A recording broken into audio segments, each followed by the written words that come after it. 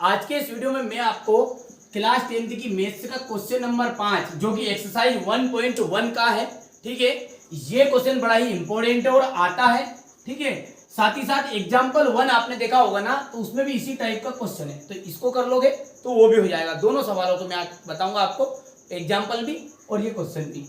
तो देखिए, इस क्वेश्चन को करने से पहले थोड़ा सा इसको पढ़ते हैं और इसके बेसिक को समझते क्या बोल रहा है।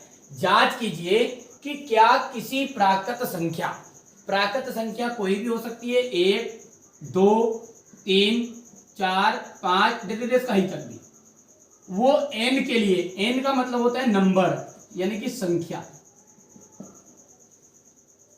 6 से n अंक शून्य पर समाप्त हो सकती है।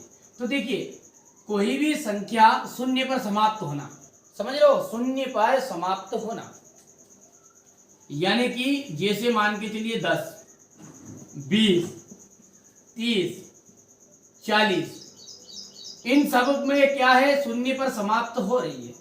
तो ये सारी की सारी संख्याएं शून्य पर तो समाप्त हो रही है। तो एक बात की नोटिस इसमें करना, यदि मैं इसमें 5 से भाग दूं ना, देखो तो ये कटेगा, 5 दूने 10, 5 का चला जाएगा, 5 को 20 और यहाँ पर जाएगा 5 करना 5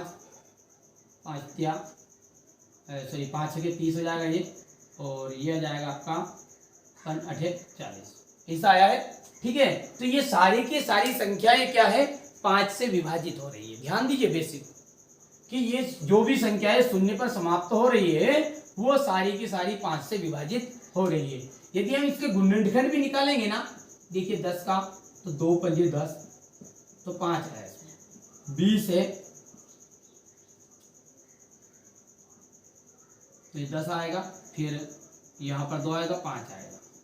इसी संख्या, कोई सी भी संख्या ले लो आप, कोई सी भी, यदि मैंने यहाँ पर लिखा ये 250, मैंने यहाँ पर 2 से दिया, 2 एक करना 2 और 2 दूने 4, 2 पंजे 10, अब ये 5 से जाएगा, 5 दूने 10 पच्चम 25, 5 करना 5, और इन सब में आपको नजर आ रही है कि कोई भी संख्या यदि शून्य पर समाप्त हो रही है तो वहां 5 से विभाजित हो रही है, और इसका मतलब ये कि उसका एक गुणनखंड क्या है, 5 है, यानी उसमें एक 5 जरूर छिपा है।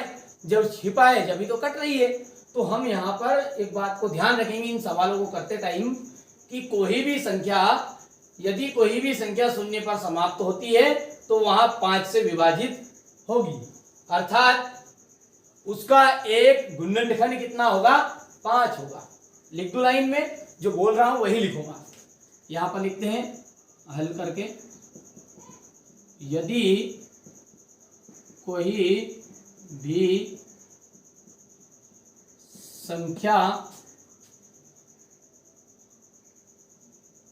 शून्य पर समाप्त, ठीक है, होती है तो वहां 5 से विभाजित होगी। अर्थात क्या बोल रहा है ये, उसका एक गुणनखंड 5 होगा। समझ में आ रहा है बात?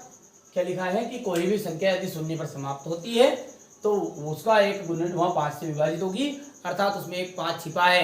ठीक है, अर्थात उसका एक गुणनखंड कितना होगा, 5 होगा। इसी तरह इसमें देख लो 6 को, अब लेकिन यहाँ पर लिखना है, ठीक है, अपने को ये आपका, ठीक है, ये कॉपी की लाइन समझ लीजिए आप, ठीक है, इस तरह से करना, इतनी जगह छोड़ दी, लेकिन 6 की पावर है, यानी कि 6 के गुणनखंड निकालोगे ना इस तरह से, तो कितना है, 2 और 3 आए। ठीक है, कितने आए हैं, 2 और 3, तो यहाँ पर हम लिख सकते हैं 2 गुणित 3 और पावर n। यहाँ क्या है, 6 की पावर n के गुणनखंड कितने आए हैं, 2 एवं 3 है, 5 नहीं। बस अब जब 5 नहीं है तो क्या शून्य पर समाप्त होगी, क्योंकि हमने पहले ही बोल दिया कि शून्य पर समाप्त होगी तो 5 से कटेगी, तो इसके गुणनखंड में 5 आए ही नहीं, तो हम लिखेंगे कि 6n के गुणनखंड 2 और 3 है 5 नहीं। इसलिए आगे पूरा प्रश्न में से लिखो। इसलिए यहाँ पर, इसलिए किसी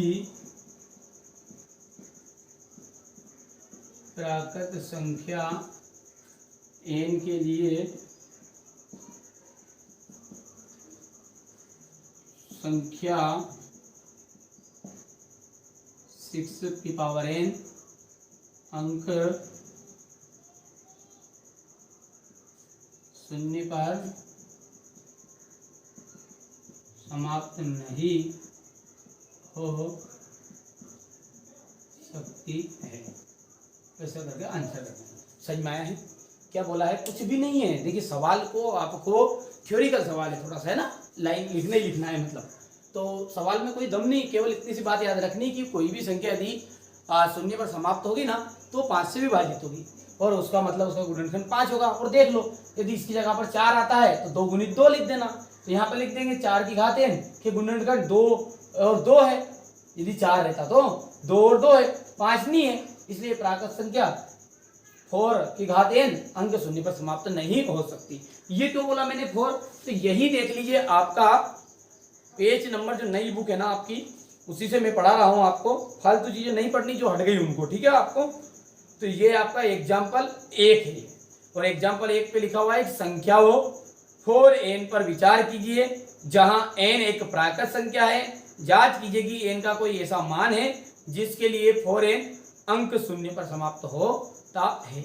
ठीक है, तो 4n दिया यहाँ पर, बस यहाँ पर 6n दिया था तो आपको क्या कर देना 4n, बस पूरा वही का वही उतार देना है कि यदि कोई भी संख्या शून्य पर समाप्त होती है तो वहां 5 से विभाजित होगी, अर्थात उसका एक गुणनखंड 5 होगा। यहाँ पर क्या आ जाएगा 6 की जगह पर 4 और 2 गुणित 2, यहाँ 4 की घात n आ जाएगा, 4 की पावर n के गुणनखंड 2 और 2 है, 5 नहीं है, इसलिए n के लिए यहाँ पर वापस 4 लिख देना, 4 की पावर n अंक शून्य पर समाप्त नहीं हो सकती। स्क्रीनशॉट ले लो आप, ठीक है, ले लिया। देखिए इसी तरह के मोस्ट इंपोर्टेंट क्वेश्चन पढ़ा रहा हूँ, साथ में पूरा मैथ्स से भी कवर करा रहा हूँ और बता भी रहा हूँ कि ये प्रश्न बहुत ज्यादा इंपॉर्टेंट है।